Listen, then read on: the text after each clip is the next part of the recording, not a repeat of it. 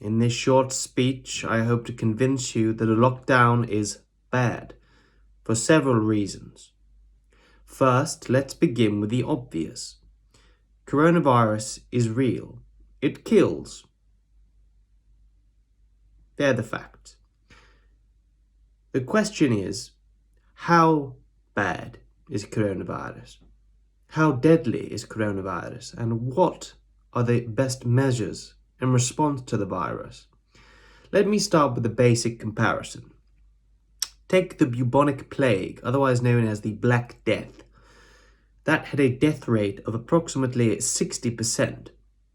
For every 10 people who caught the plague, 6 of them died. That is a true problem, and that is something worth closing down the world. I don't think anybody, even the staunchest of people, would have a problem with closing down their business, their lives, all matters of enterprise, to save lives on that scale. For comparison, let's look at smallpox. That has a 30% death rate. That means for every 10 people who catch it, 3 will die. Again, that's serious. What about coronavirus? Remember, this is a virus which we have been living with for over a year, for which we have been in lockdown almost in perpetuity for a year, come next month. And what do you think the death rate of that virus is? Go on. That's right, it's approximately 0.03% in certain categories. In others, it is higher. Now that's important. In people of a certain age, it has quite a significant death rate. For people under that age, it genuinely, and I'm not making this up, has a death rate nearer to 0.01%. Yet, who has been affected by the lockdown? All of us. That makes no sense. In total, however, if we're going to be fair, the death rate of coronavirus is approximately 3%. That means for every 100 people who catch it, 3 die.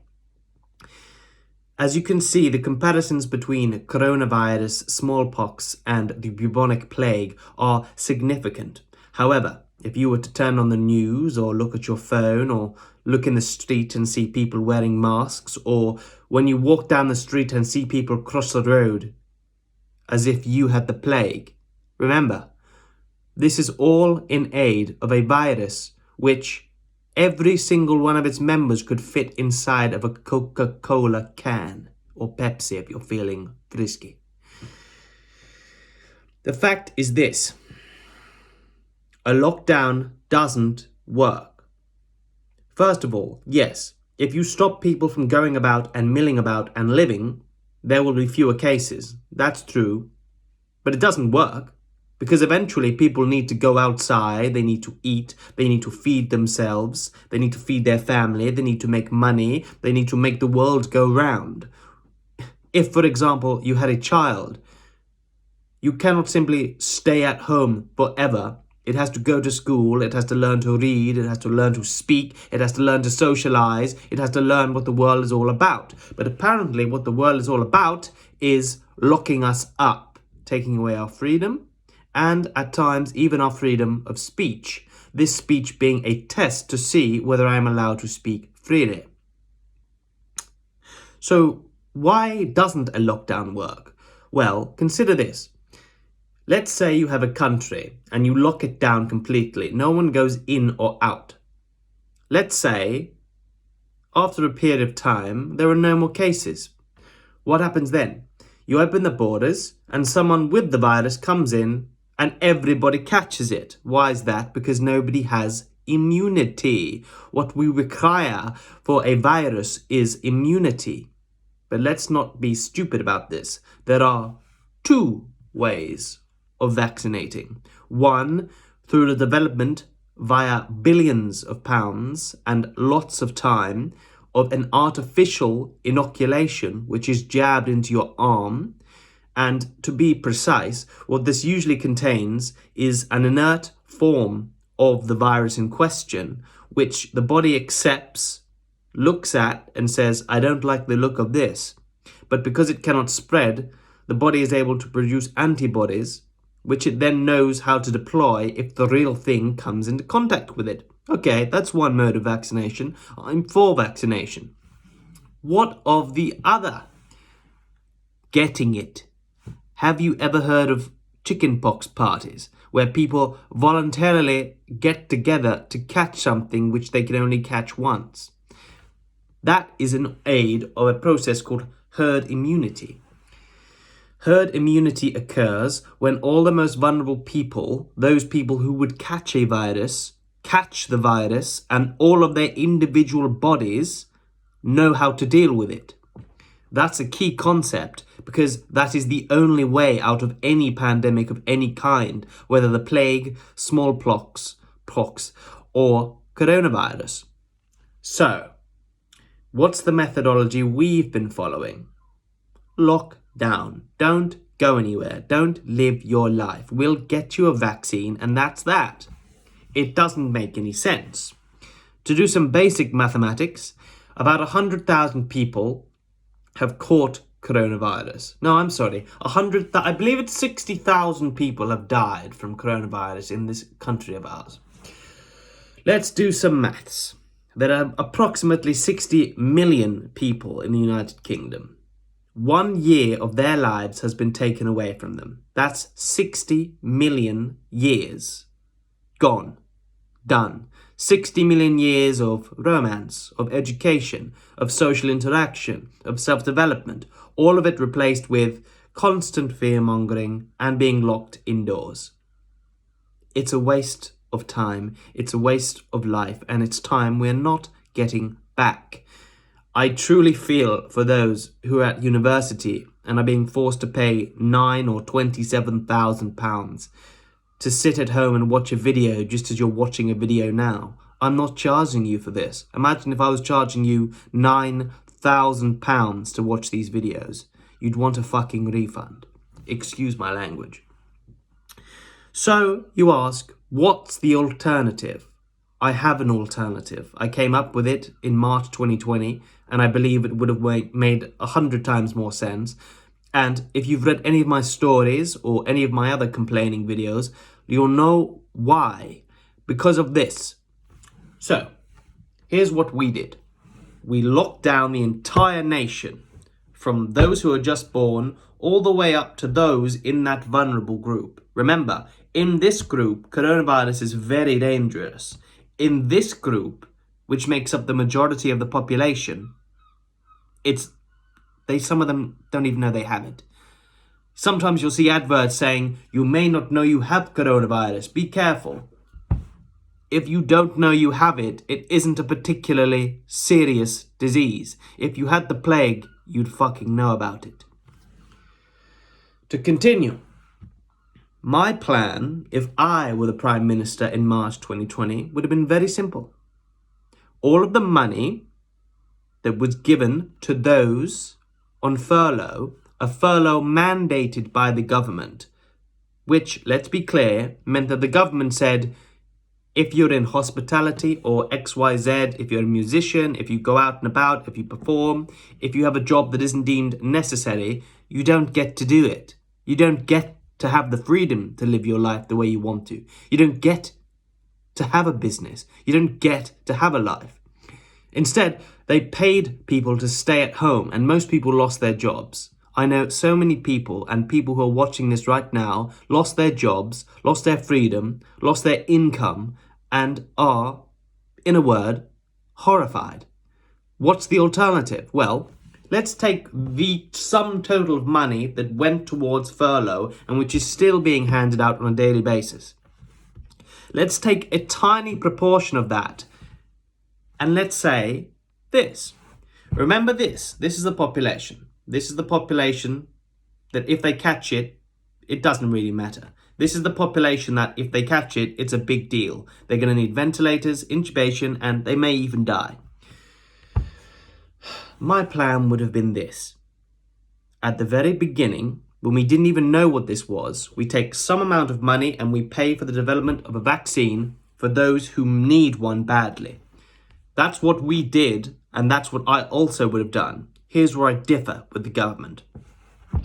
The people who are in that incredibly vulnerable spot, I'm talking about retirement age and up, they are allowed, not mandated, not forced, not compelled, allowed to stay wherever they want. They can shield themselves.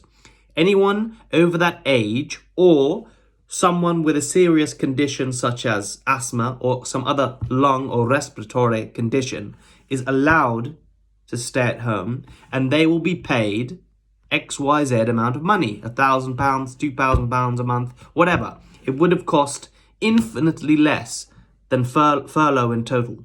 Everybody else can go about their lives as they please, from children up to 50, up to retirement age.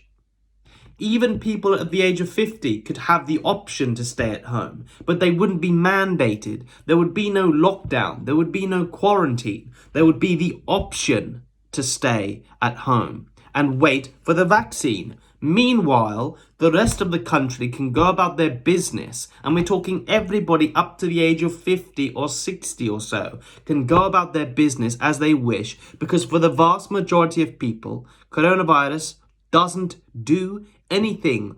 I caught it. I'm still here. I'm breathing, unfortunately for you. And that's why I'm able to do this funny accent. That's a very simple strategy. It would have cost less money for the government. The taxes that we will all have to repay in the years to come for the furlough scheme will bankrupt the fucking lot of us. We wouldn't have had that problem with this idea.